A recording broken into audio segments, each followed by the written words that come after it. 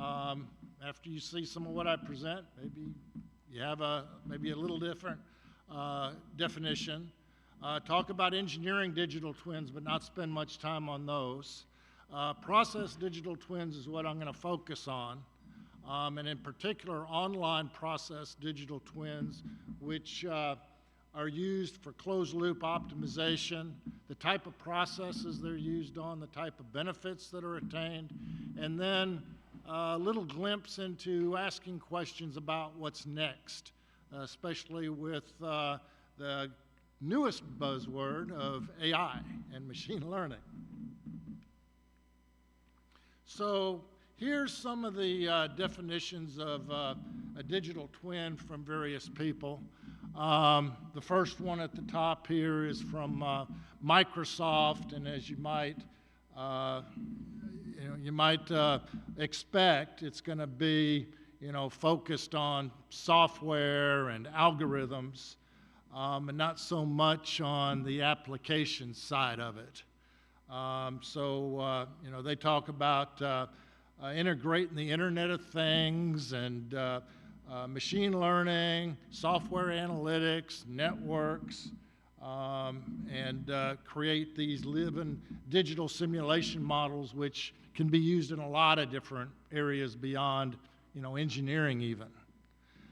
Next, with Gartner, who tends to focus on automation and control systems, their definition of a digital twin is a virtual representation of a real object, and that they're designed to optimize the operation of assets.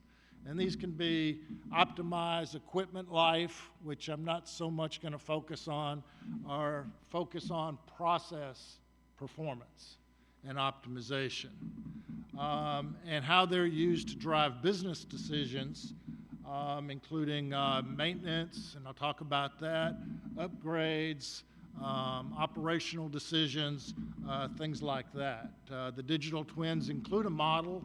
We'll talk about the various forms of models that are included in digital twins, and some of the characteristics that are required to be the most useful, especially in online operation.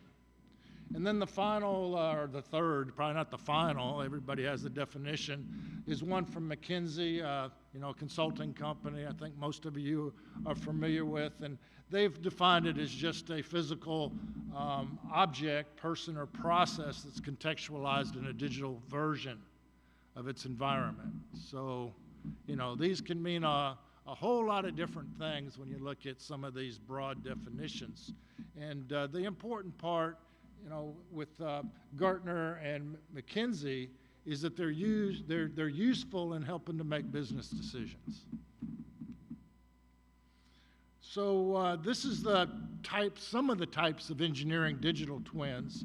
You have the physical twins, which are basically used by engineering companies as they design new facilities. You've seen, when I first started in the industry, you'd see these plastic models of the plants before you commissioned them. Now they're all electronic, 3D. You can put on 3D or XR, and you can walk around the facility. You can get a really good visualization of what the maintenance is the maintenance challenges and other challenges that you may have with the physical layout of the equipment, including the piping, the instrumentations, equipment, and everything else.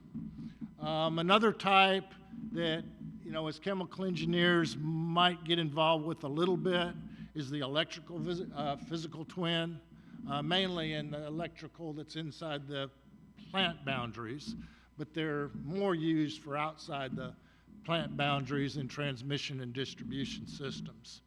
Then you have equipment where you get into the fine details, and usually these would be like CFD models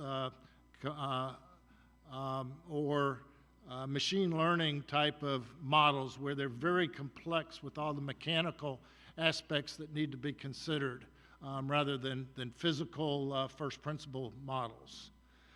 There's production digital twins, and these would be used for supply chain, like in the refining and petrochemical industry for making feedstock choices and making plans for how a crude is going to be refined, or whether they use naphtha or ethylene or ethane for an ethylene plant, or master planning for a big chemical complex and how the different units are going to be interconnected. And what I'm going to focus on is the process digital twins.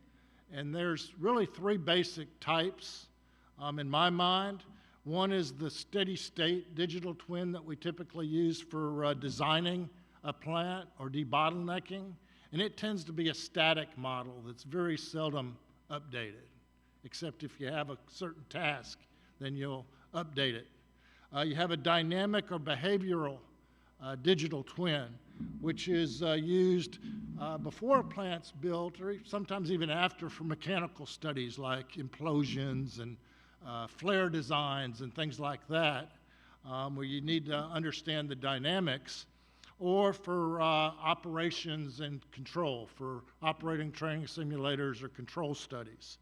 And then the part that I'm going to focus on the most is the real-time model, which has some special characteristics again. So from a process digital twin, working from the top down is typically the order that these process digital twins are employed. Is first a steady state model, which is used at the very outset to design your process and look at alternatives, and then that becomes, of course, the basis for sizing equipment and everything else as you get into the more detailed engineering of a project. The next is the dynamic model, which is more and more being used prior to construction of the plant to check designs. Do I have a surge problem with some centrifugal compressors? Do I have a piping issue? How am I going to start up this piece of equipment? Things like that can be used, and often modifications are made to the design prior to finding out these problems after you put the plant build the plant and start to commission it. So that can be quite valuable. And then finally, the real-time model, where you continuously update your model and tune it so it can be used for real-time operations decisions, and all the way to being in a closed-loop mode. Yeah? Oh. Yep.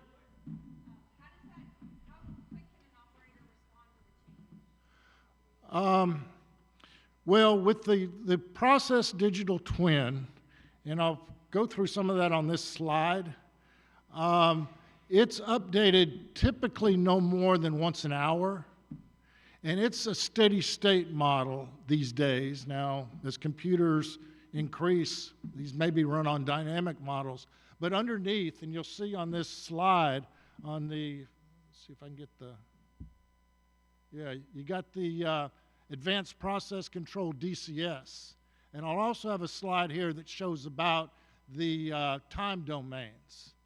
So let me, I think the next two slides may address that. If not, certainly ask your question again. So this is the cycle. We're getting some feedback.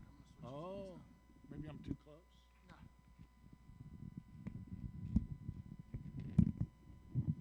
Thank you. How's that? Okay.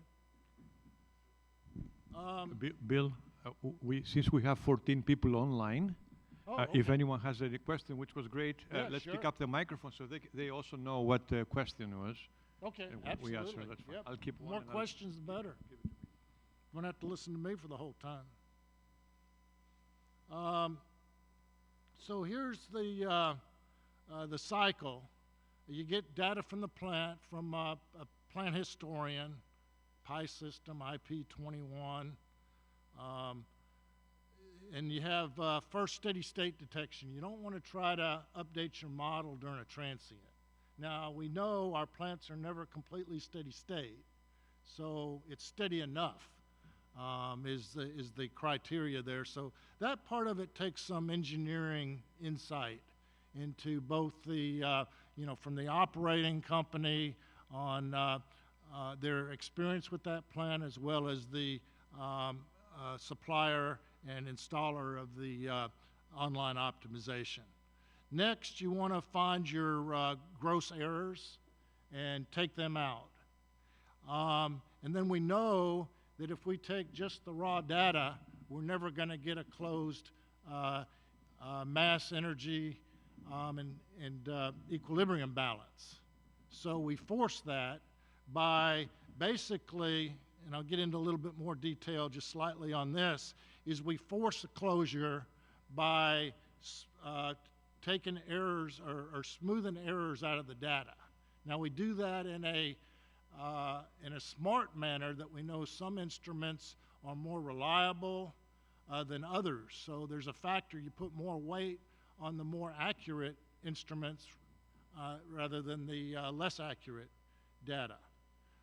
Then you reconcile your model and update the parameters. For instance, some examples I'll show is for compressor efficiencies, heat exchanger fouling, are some of the parameters that are updated so that you get the latest performance of the plant and those parameters updated that's verified with the data reconciliation that you did.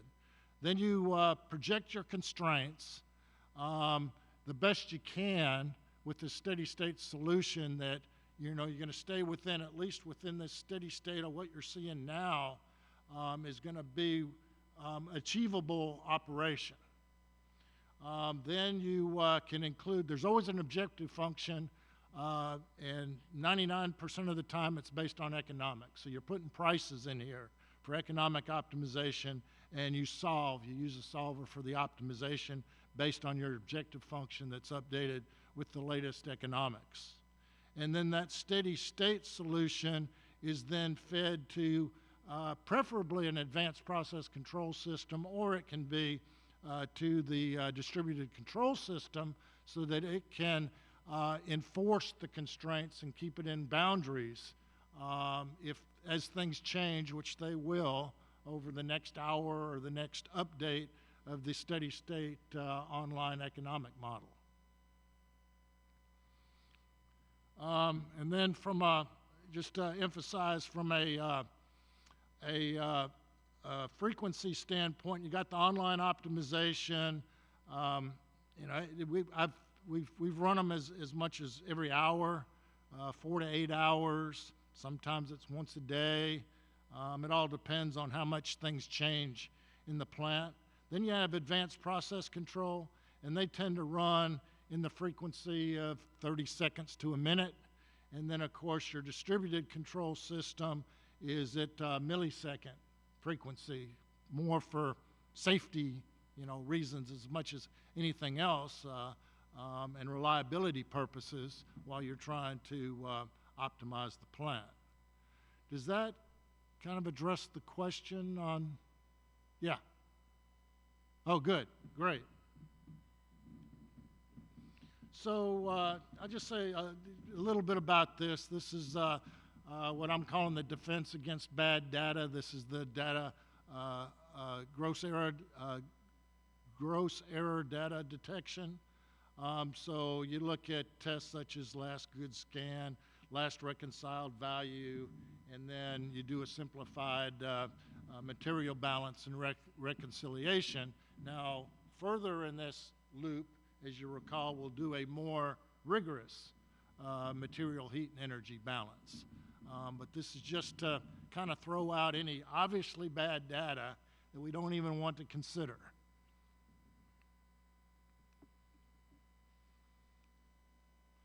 Then on the data reconciliation and performance calculation, the data reconciliation, again, is for inconsistent data that does not meet our mass energy and equilibrium balance. And again, we'll use accuracies as part of the basically least squares minimization on the data reconciliation. And in cases, there'll be cases where we're got more data than we need, so we'll look at consistency there. There also may be some cases, particularly after some data errors are thrown out, we may not have enough data, and we'll need soft sensors to predict based on the models that are in the system. And these are first principles models that are the underlying models in this online optimization, including reactor models. Then you have the performance calculations that we do that parameterization, and that's all configurable in the software. So one of the elements of a online system is that you're automating the performance monitoring, that loop, and that's all done with a real-time system that complements the rigorous first principles models that are the heart of the system. Seems like this is what I thought I might have skipped. Some of the other features that are required for good online optimization is communication with databases, reliable communication with plant historians. In today's world, you want an interactive model environment. You know, all the latest simulation models allow you to interactively create a model. It needs to be open for third-party components, especially best-of-class reactor technologies. And these all need to be, and they can be user-added models. There's ways to do that. As well as all of this needs to be open equation format, the reactor models as well as the underlying simulation, so that two things, that it converges quickly and reliably. So, you know, if you get into these simulation models that we've all dealt with over the years, that you got to converge and keep going in loops, that doesn't work for online optimization. So open equation was one of the first requirements that were recognized back in the 70s when these systems were created. That was a real need. I talked about the model reparameterization. Oh, another feature that's very handy is that by the nature of these models, you expose the sensitivities or the partial derivatives under your models. So you'll know sensitivities, and these can be very valuable for your planning systems, which rely on, you know, LP sensitivities. And then finally, you want to report your results in an understandable manner and be able to troubleshoot if something goes wrong with the model, and report it in a manner that not only management and engineering understand the solution, but the operators understand what's going on as well.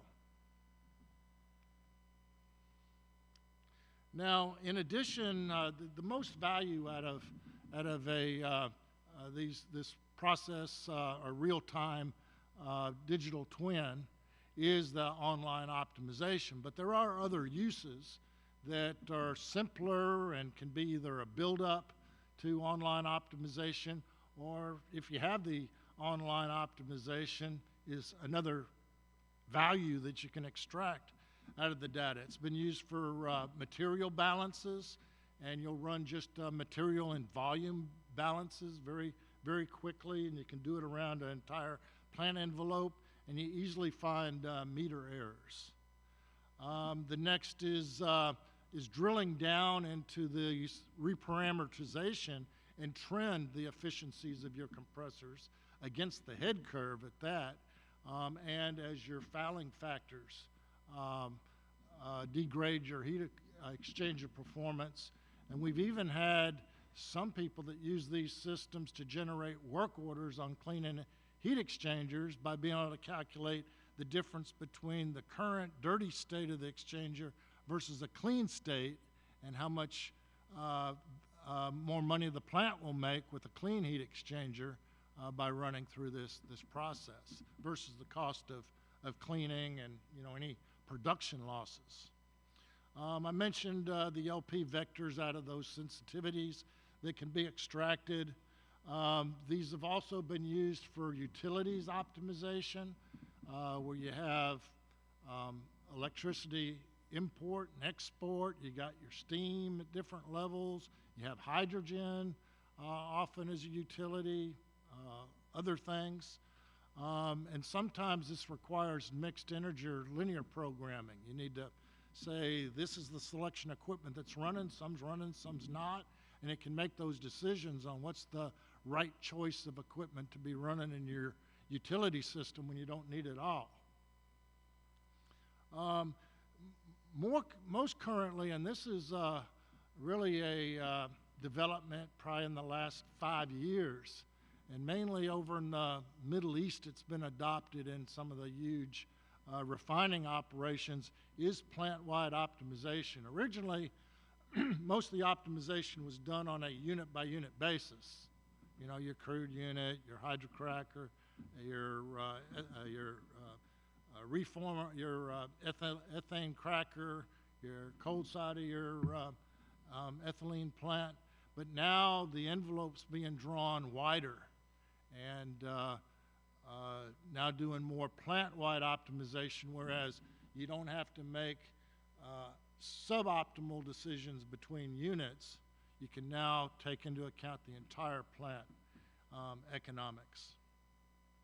And even more recently, starting to develop applications for green optimization, where you can look at green choices on renewable energy and how that would impact the operation, or other non-CO2 producing options you have in your plant or could have in your plant, and how that would affect the operation.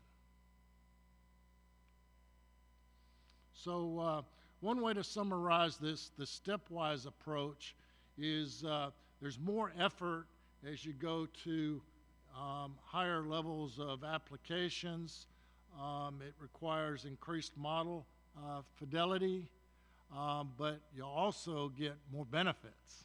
So all the way from the material balance to just a heat material reconciliation, your rigorous plant reconciliation, where you can see plant performance, onto the automated performance monitoring, and finally online optimization. So some of the typical benefits that we've seen. First, I'd like to show, here's a hierarchy that's by some third parties that have been developed. That doesn't show up too well. But on the right-hand side, you put a lot of capital cost into a distributed control system. But as far as your total optimization benefits or automation benefits, when you look at going all the way to real-time optimization, you just get maybe 15–20% of the total automation benefits. The next slice is what we call advanced regulatory control.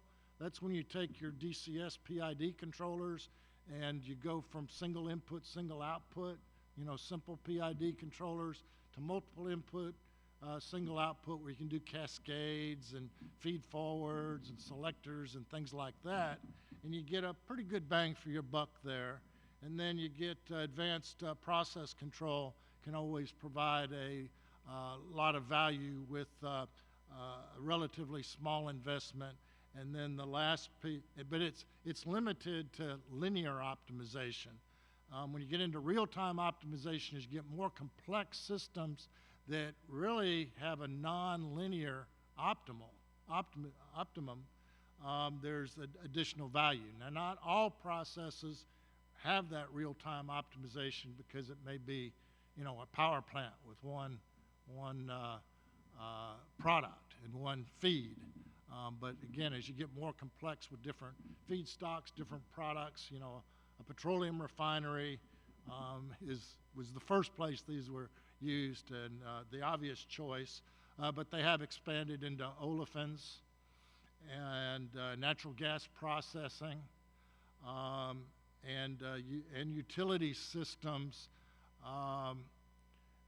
You know, it's the power plants themselves, not so much, but like cogen. One application that we've done not too long ago was up in the oil sands, where you need steam and electricity generated. Then there's real-time optimization was supplied there to balance the needs for steam, for lifting that heavy oil, as well as electricity. If you have electrical import and export decisions, and especially if, you know, into the green optimization where you can import green energy and you're trying to get some carbon credits, that's important. And then hydrogen management, where, you know, the hydrogen can feed a number of hydro treaters and hydrocracker and a lot of interactions along that network. And down in the bottom left, I put, you know, some typical benefits in cent per barrel or dollars per metric ton. LNG plants are starting to, you know, in the natural gas space, are starting to use some real-time optimization or for NGL recovery and fractionation in dollars per million cubic feet a day. So you can see these can be quite lucrative. This is just a quick example of a material balance case study where it was a simplified model, again, with just material and volume balances, not all the reactor models and fractionator models, just you know, input, output over the entire refinery, including the offsites. It easily found meter errors, and as you see in the bottom right, over time they were able to take gross meter errors down from 20% down to less than 5%.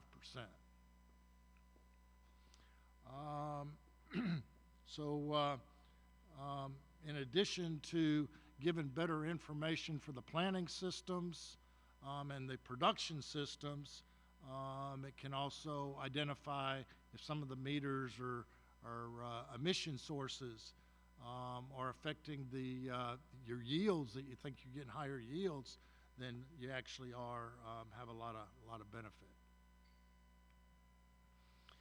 Example of process equipment performance monitoring. The bottom one with the heat exchanger monitoring is pretty straightforward. We know that heat exchanger heat transfer coefficients basically reduce over time as it fouls. And again, you look at the break point on when it makes sense to clean. The upper case is compressor monitoring. It's a little bit more complicated because, you know, your head curve is tied to the flow. So if you just look at the efficiency without the flow aspect of the head curve, you may be thinking you're getting better efficiency when you're really not, because we're looking at the deviation from the head curve. And then when the heat exchanger is cleaned, you go back to the clean condition as the baseline, and again monitor. With compressor monitoring, after you do an overhaul on the compressor, you can either go back to your design head curve, or you come up with what the new head curve is for the overhauled compressor, and then you can follow it over time on the deviation from the head curve. So those are two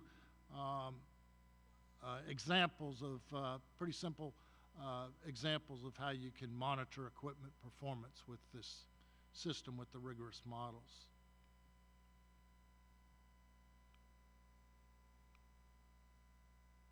It's not advancing.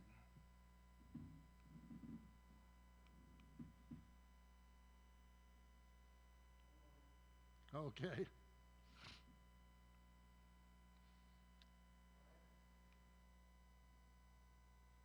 All right. Um, yeah, this is comparing, well, first, the case of standalone real-time optimization. This is what was done for years. You'd carve out a crude distillation unit, a reformer, an FCC, for instance, in a refinery, and you would just sub-optimize over that unit.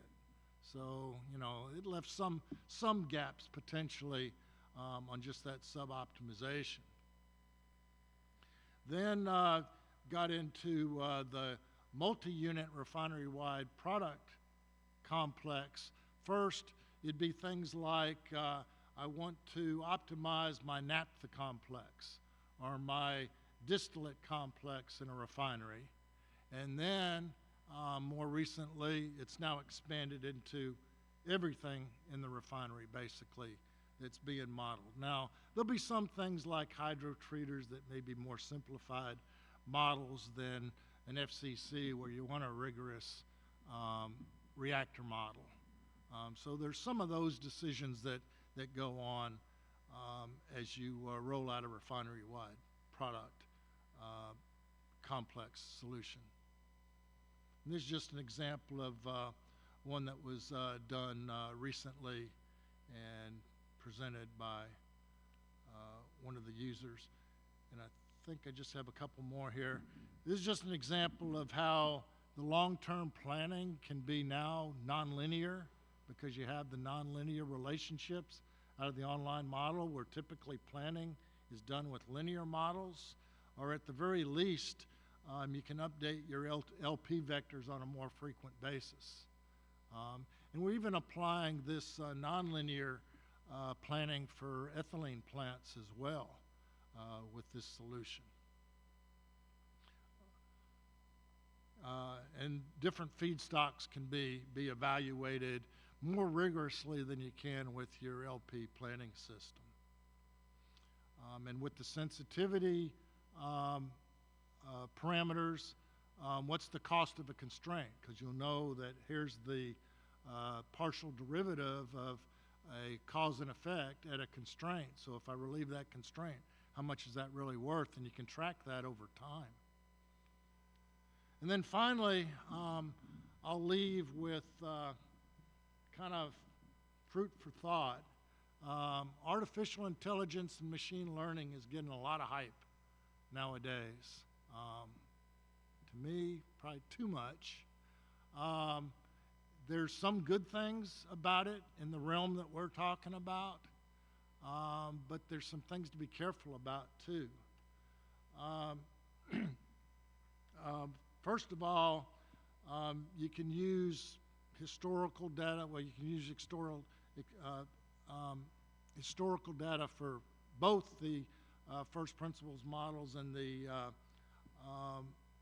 the artificial or machine learning type of models, but you can evaluate a lot more data in a shorter amount of time, of course, with the artificial intelligence, reinforced learning, machine learning, whatever.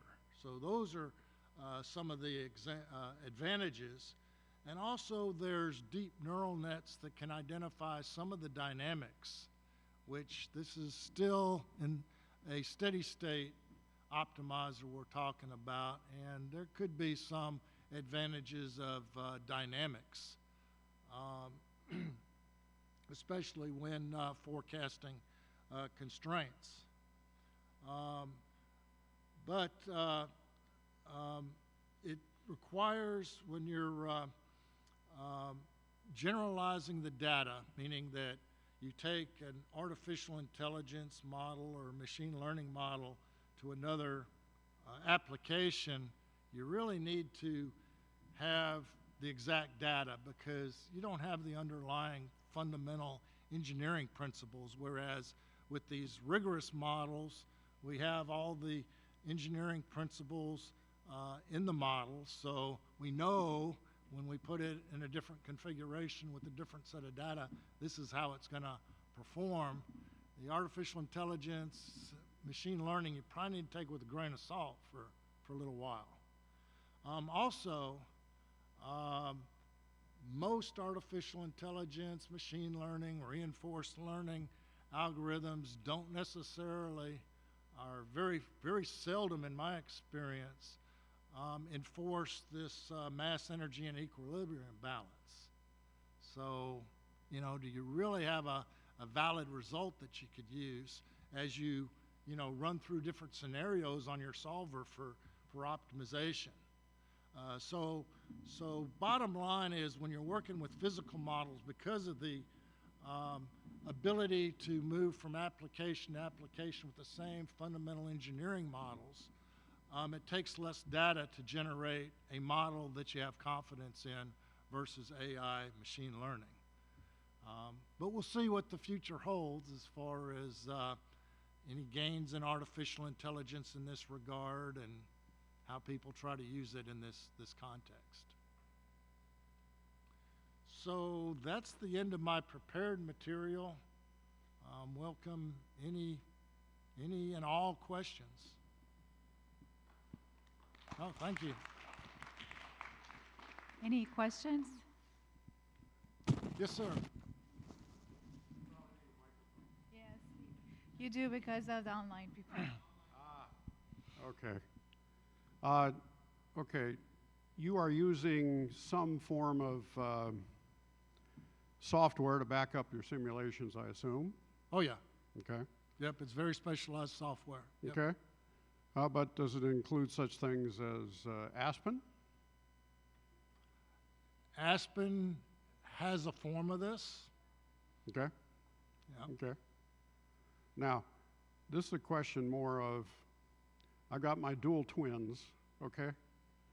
I've got a dual twin in my ammonia plant. Forgive me, that's all I really know.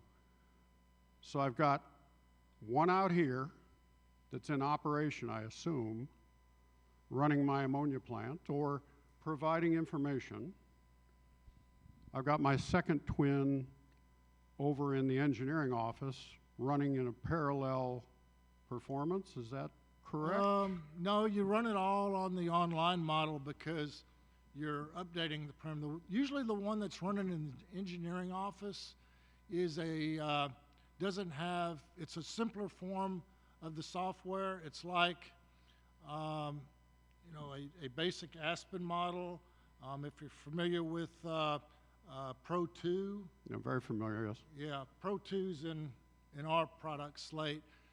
A product was called Romeo, which was a joint venture between Shell and Invencis in the day, which is now Schneider Electric, was called Romeo, more recently called Advanced Process Optimization. It's got this real-time system. It's equation-oriented. It has those features, reconciliation, that you don't have in your basic process simulation that you'd get from Aspen or Pro 2. Okay, so the twins are talking to each other. Who do the twins give their information to? You can take it offline. Do they give their information to the operator, the engineer, or management? Ideally, it's given its information to the control system. So it is taking control. Well, if you recall the slide on the hierarchy, you have typically advanced process control, which can take targets, and then and run that every 30 seconds to a minute to keep you within constraints. It will run as close to the targets that the optimizer sets without exceeding your constraints.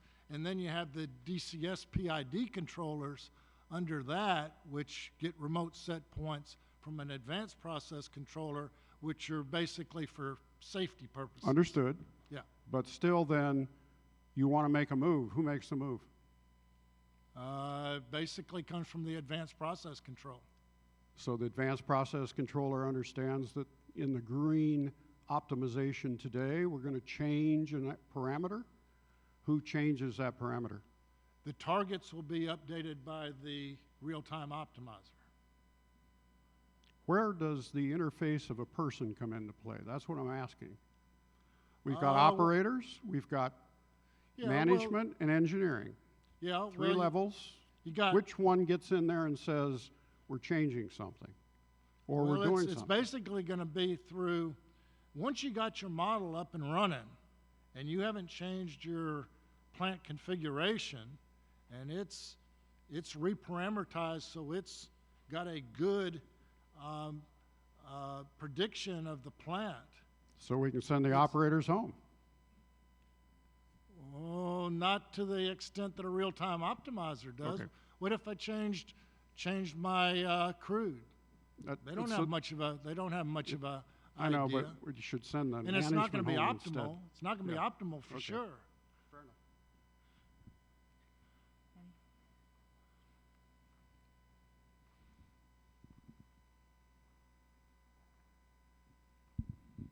Very nice talk, thank you. Oh, thank you. You made some comments about the rigorous models, and I've been in the catalyst reactor engineering business for a while. And as a catalyst vendor, I would never give away my models. So my question to you is, where are you getting these models, Yeah. and how good are they really? Yep. The main sources of the models varies. ExxonMobil developed a whole set for refining. We use Technip Spiro models for ethylene. Shell developed their set of reactor models. So do the operating companies or licensors give you the code or the compiled code to work with? Not for the most part. That's part of the configuration and tuning of the reactor model. But yeah, I'll concede the more that a catalyst manufacturer is willing to get involved, the better that reactor model will be. But we get the best depiction based on, general reactor conditions, and then updating the catalyst activity and other catalyst characteristics by the reparameterization effort. And each of these models, Shell does things a little bit different than ExxonMobil in their models, and exactly what they're parameterizing or allowing you to configure is a little bit different. So in process control, there's often just black box type things and very generalized, and Yep. you get away with it because you're always using feedback to Yep. reparameterize. I like that term. So do you find yourself having to use just very general models that have to be updated continuously for Yeah, reactors? they're updated basically every control cycle. Yeah, to what extent? Yeah, some equipment, some catalysts are slower than others. It really depends, but it goes through that reparameterization process every cycle to assure that we've closed, again, the mass, energy, and equilibrium balance. One of my favorite quotes, if I can pass it on to you, is, "All models are wrong, some are useful." Yep. I think there's an online question. Andreas, do you see the question? There's an online question.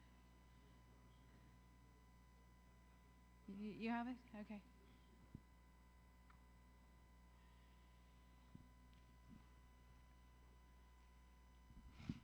Thank you. The question comes from Stephen Briley. Can you discuss how real-time twins can be used for process safety studies such as PHAs? That's the behavioral twin, not the real-time twin.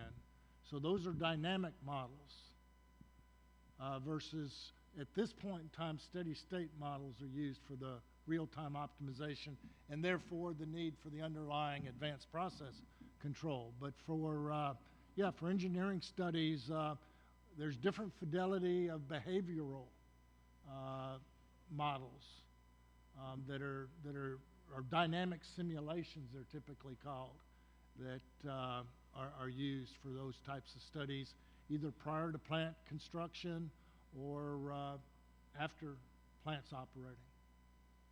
Does that answer the question? Okay.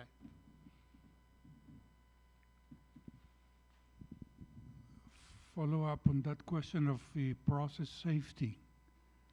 Most models run on where you should run, On what? on where you should run, right? That's the optimum way of running. Models decide this is the best way of running. Yeah, well, best way can be the most economic, and that's where we're driving towards within the constraints Okay, of but safety and reliability. what happens if an instrument fails? How is that detected, and what action will it take? Yeah, well, first of all, that would be picked up by the DCS PID controller. But then when you run your real-time model cycle, that's going to should be picked up by the gross error data detection.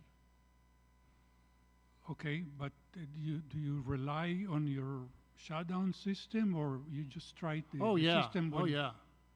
That's why you have the millisecond system on the DCS, and even parallel to that, you might have a entire safety system on your, critical mechanical, like a triconic system, if you're familiar with those, would be totally running on its own, and it's got first priority. The safety system's going to have first priority, your PID controller second, your advanced process control, and then your real-time optimization. Okay, I guess that limits are defined where the process control system takes over if you can't correct the situation, right? Okay. Yeah. Yeah, it's going to pick up and either shut down or adjust to keep you within your safety parameters. But that's done at a much lower level than this system. And we know we need that foundation. We're not going to attempt it with today's models. Did you enjoy the North Carolina game? The what? North Carolina football game. Oh, yeah. Yeah, the Miami game too, but don't mention Bowling Green. But it was a real tight game. Yep, appreciate that. Too bad I fell asleep at the beginning of the fourth quarter. Any other questions? Can you talk a bit about hybrid models that I've been hearing about? Yeah, yeah, we're doing some of these. In fact, Shell is being, for us, Shell is pioneering what we're calling dynamic reinforced learning models.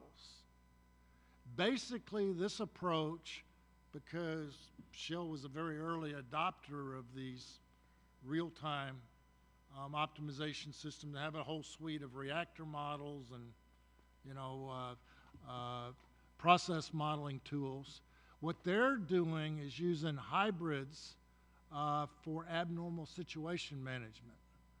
We're working on a project for a monoethylene glycol tower in Scotford at the Shell chemical plant in Scotford. And the approach that we're currently taking, they did a first phase, kind of a desktop evaluation of this, where they generated reinforced learning models from dynamic simulation. They could run in the cloud, they could run many dynamic simulation scenarios, and they developed this reinforced learning. So they're going to be using that for how they handle abnormal situations, not just in a safe manner, but an economic manner, and that you reduce the amount of wastage while you're handling the abnormal situation. That's going to be then put into, for now, it's going to be put on an advanced process control platform where you can go between normal operation and the optimization capabilities that you can get, the linear optimization you can get out of out of advanced process control, and then you have a detection, what do you call it, state detection on whether you go to one of these abnormal situation hybrid models that are based on the reinforced learning, or whether you stay on your advanced process control type of models. There is some work going on for processes that aren't well known or well understood, that doing some artificial intelligence for those models, and including those as a form of hybrid. But that's, in this realm, it's pretty early in that stage of development from what I see. Is that? Thank you, Bill. Oh, thank you. I want to ask everybody, please join us for the appetizer buffet over there, and this is a little token of appreciation. All this fun and a gift too. Also, for the PDH is already uploaded on our website.